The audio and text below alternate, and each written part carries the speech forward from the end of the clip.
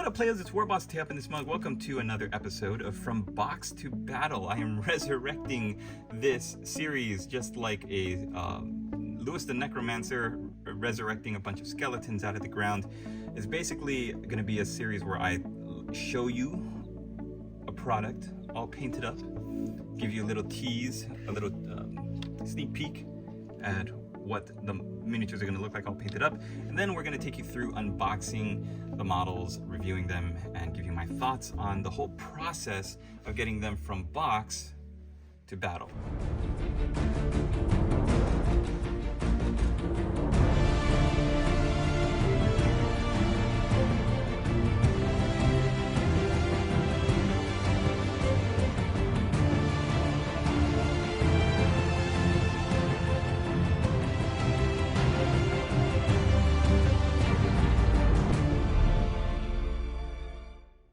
What up, players? It's Warboss Tape in this mug. We're going to take a look at the Cryptguard today for the Flesh Eater Quartz. Beautiful kit. I absolutely love it. You can get it at Games Workshop's website or at a local store, probably for around $50 American, or you can click the link down below in my description. It's going to take you to an Amazon affiliate of mine where you can purchase a box of these for $42, so a nice savings of $8 there, and I hope you enjoy it. The Cryptguard are the evolution of the Flesh Ghouls from the old Vampire Counts range and now the Soulblight Gravelords range. They have a number of new improvements to the old Flesh Ghouls, where the Flesh Ghouls, or the Crypt Ghouls rather, were basically all very similarly posed, running forward with their arms like either going forward or backwards, loping forward, if you will. Some of them were holding crude weapons, and they all had similar faces, and they looked very horde swarmy like. These now have a lot more individual faces. You've got male and female bodies, different hairstyles for those that still have hair, and even the ones that have very like mutated looking faces. They all look really interesting, and some of them even have scraps of armor on them. So they do keep the old Flesh Ghoul or Crypt Ghoul aesthetic of the hair that's standing up on the back of their spines.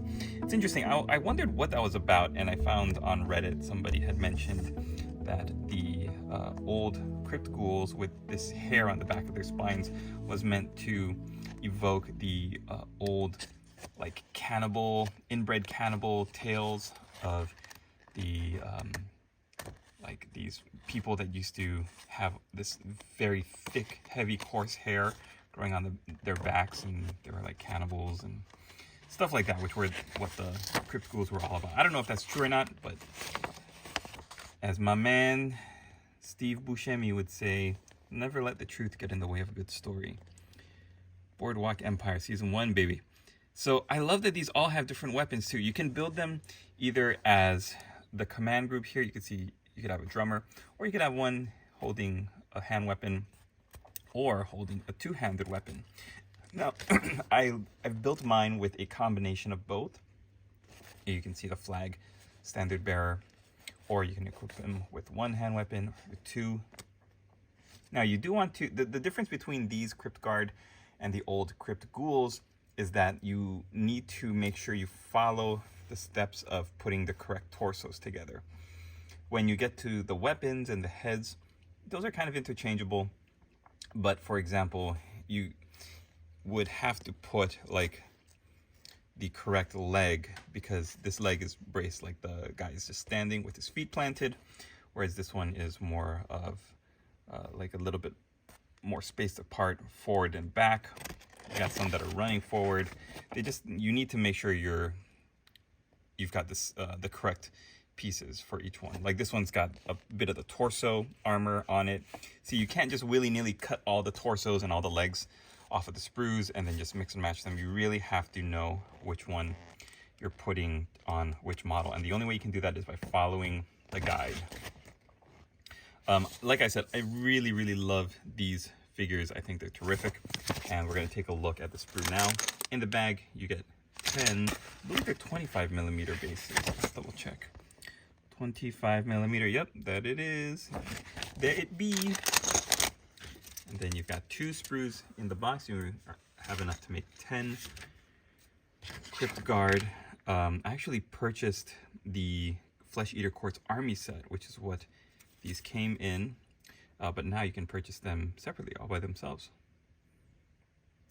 I love that they made the weapons look rusted, corroded, but then also there's a bit of like that Flesh Eater Quartz weirdness with the bone, and it just looks so great. The pock marks and the eating away at the metal just looks great. They look so much more individual now. So before, the old crypt ghouls looked like very much like a horde. If you think about the old vampire count's army, they look just like any like mob of skeletons or zombies. They all looked very similar. But when you look at the faces now, they've all got individual faces. They all have different expressions, and there's so many heads too. You're gonna have a lot extra for your bits box. I think one of my favorites is this guy. He's like screaming. You could see all the detail on his teeth and the gums. It's just really great. I also like the commander because he's got a head perched on his head. It's hard to choose because I love the double-handed weapons so much, the way that they're modeled to be holding the double-handed weapons. But a lot of the single-handed weapons, the swords, they look really great as well. Yeah, like already I'm like seeing 612 like extra heads to go into the bits box, which you can use these heads to decorate bases. Like some of them look like they could count as just zombified rotting heads, whereas some definitely look like they are purely for the Cryptguard Flesh Eater Quartz models. This is my favorite head right here. It's got a helmet with a head on top of his helmet. Just beautiful.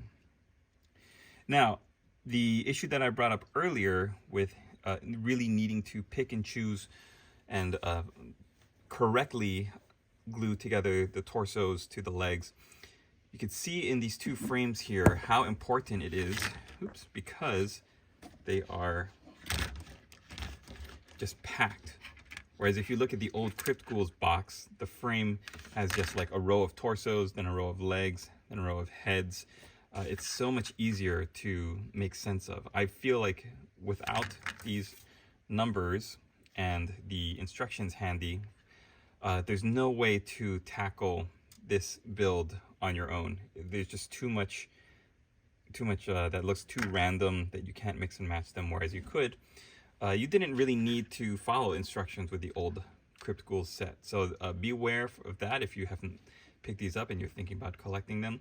But we're going to fast forward now and jump to the end, and I'm going to show you what mine looked like after I built and painted them up according to the instructions.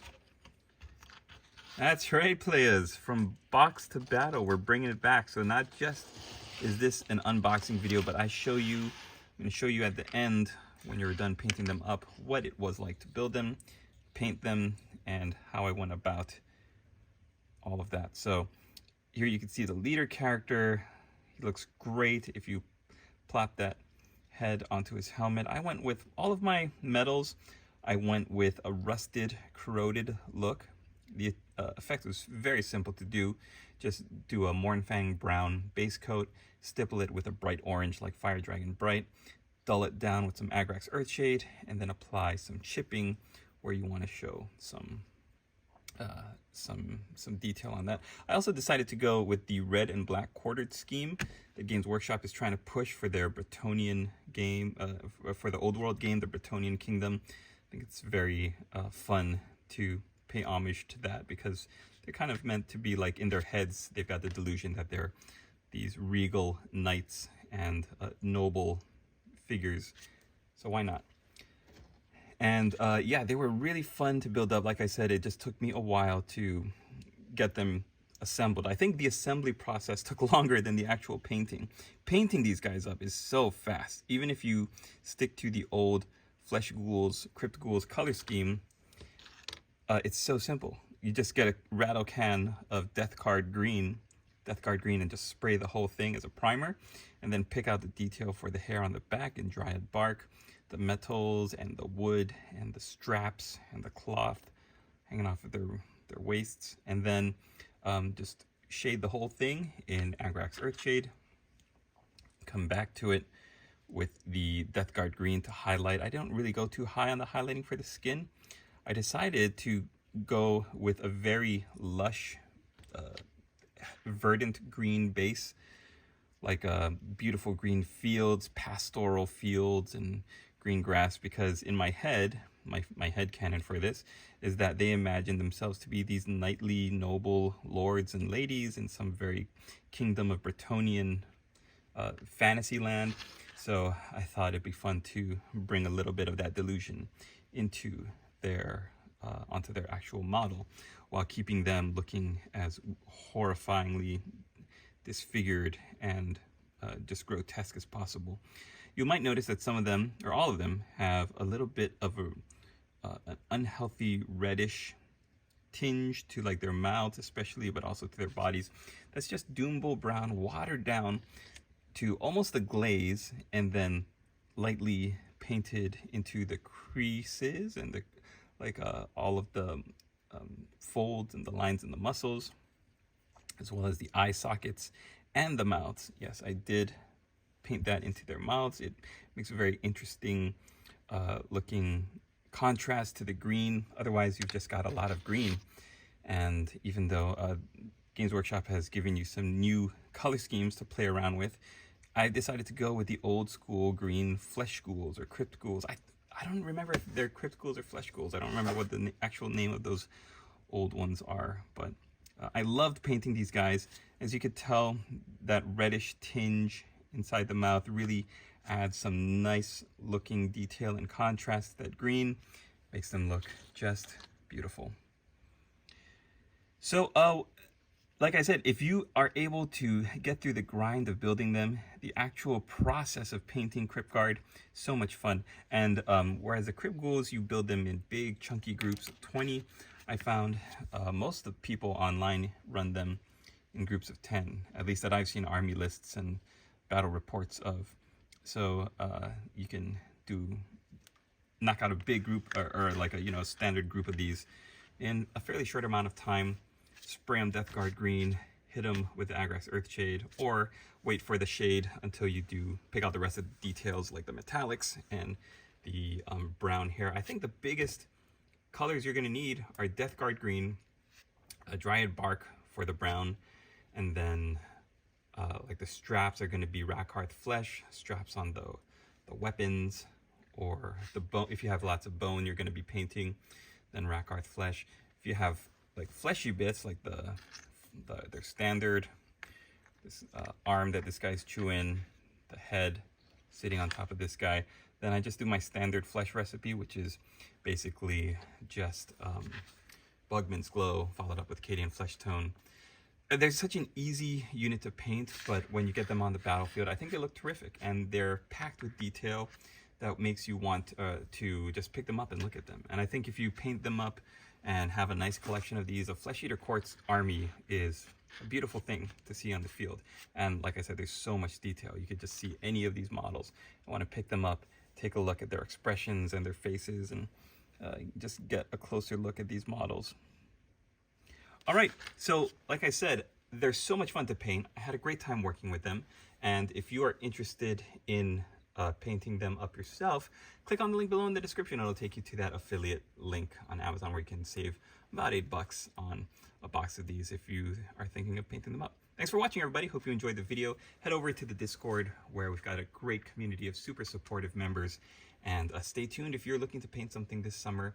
I've got my summer painting challenge entering its final stages of editing, and I'll be sharing all the details with that soon. Thanks for watching, everybody. We'll see you in the next one.